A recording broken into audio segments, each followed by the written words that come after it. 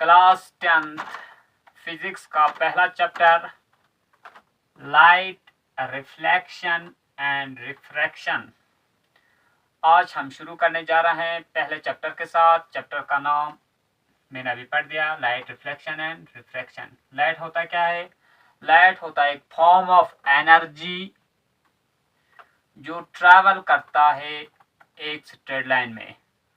उससे हम इस तरह समझ सकते हैं, जब इस एग्जांपल से समझ सकते हैं कि जब हम लाइट का रास्ता रोकते हैं तो शेडो फॉर्म हो जाता है। फॉर एग्जांपल यहाँ पे मैंने हाथ रखा तो मेरा हाथ का शेडो इस बोर्ड पर आ गया, नीचे लिखा हुआ है शेडो फॉर्मेशन। या जब इस पेन का यहाँ पे रखा, इस पेन का शेडो फॉर्मेशन पे आप गौर करो, इसका शेडो यहाँ पर आ गया। क्यों आ गया? क्योंकि इस पेन ने लाइट का रास्ता रोका। इसी से साबित होता है कि लाइट ट्रैवल करता है एक स्ट्रेट लाइन में।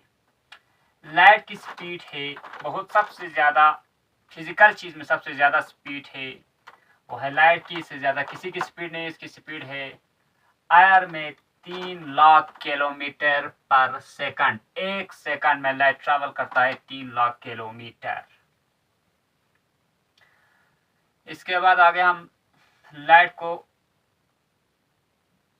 ऑब्जेक्ट को on the basis of light दो हिस्सों में डिवाइड करते हैं। एक को कहते हैं लुमिनस ऑब्जेक्ट, दूसरे को कहते हैं non luminous object. Luminous object वो हो गया जिसका खुद का लाइट होता है, उसको कहते हैं लुमिनस ऑब्जेक्ट। जिस खुद का लाइट नहीं होता उसको कहते हैं non luminous object. For example luminous object में आएगा हमारा सन, हमारा बल्ब, कैंडल, टॉर्च वगैरह वगैरह। नॉन लुमिनस ऑब्जेक्ट में बहुत सारी चीज आते हैं जैसे कि earth, planets, moon, books etcetera. Light को समझने के लिए हमारे पास दो थ्योरी दिए गए हैं। सबसे पहला थ्योरी है, उस थ्योरी को कहते हैं वेव थ्योरी, और दूसरा थ्योरी है पार्टिकल थ्योरी। 3 थ्योरी दिया गया और तीसरा थ्योरी है मॉडर्न या क्वांटम थ्योरी। वेव थ्योरी सबसे पहले दिया गया जिसमें कहा गया light act as a wave है। पार्टिकल थ्योरी में कहा गया लाइट वेव नहीं लगेगा पार्टिकल से। लेकिन मॉडर्न थ्योरी ये कहता है कि लाइट वेव भी है, लाइट पार्टिकल भी है, depend on the situation. Polarisation of light में वेव ऐसे वेव एक्ट करता है हमारा लाइट। लेकिन जब फोटोसिंथेसिस की बात करते हैं तो वहां पर light act as a particles. उस थ्योरी को कहते हैं मॉडर्न थ्योरी या क्वांटम थ्योरी, जिसमें बताया गया है लाइट वेव भी है, लाइट पार्टिकल्स भी, डिपेंडिंग ऑन द सिचुएशन।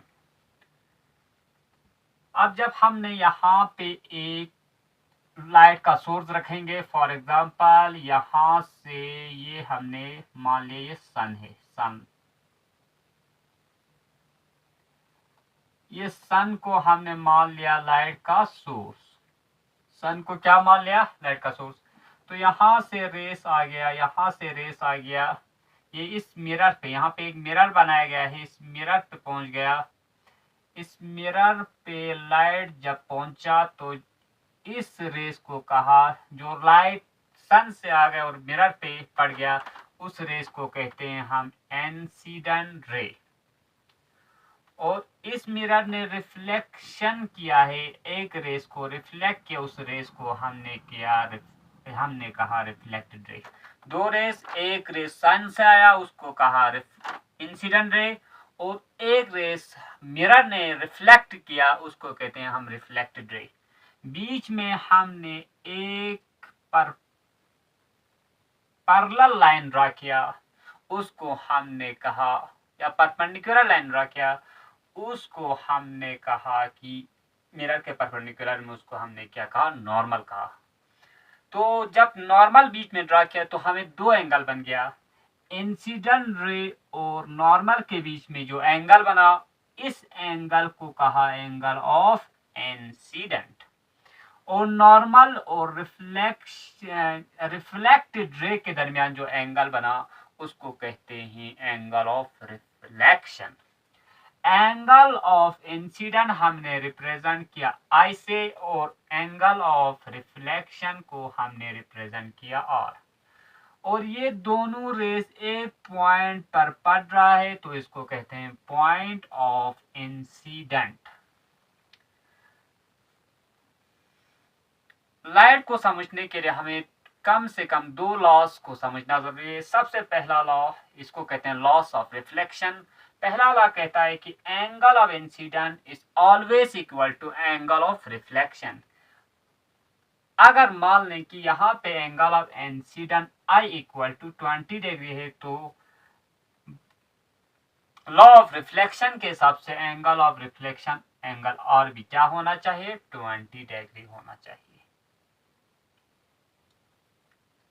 दूसरा लॉ क्या कहता है, दूसरा लॉ कहता है कि इंसिडेंट रे जो यहां से आया, रिफ्लेक्टेड रे जो यहां से वापस आ गया, उस ये point of incidence all lie in the same plane, एक ही प्लेन में हम ड्रा कर सकते हैं। फॉर एग्जांपल आप पेपर पे ड्रा कर सकते हैं, मैंने यहाँ पे बोर्ड पे ड्रा किया है कि इसको कहते हैं इंसिडेंट रे और इसको कहते हैं रिफ्लेक्टेड रे और ये है नॉर्मल, तमाम एक ही प्लेन, एक बोर्ड के प्लेन पे मैंने ये ड्रा किया।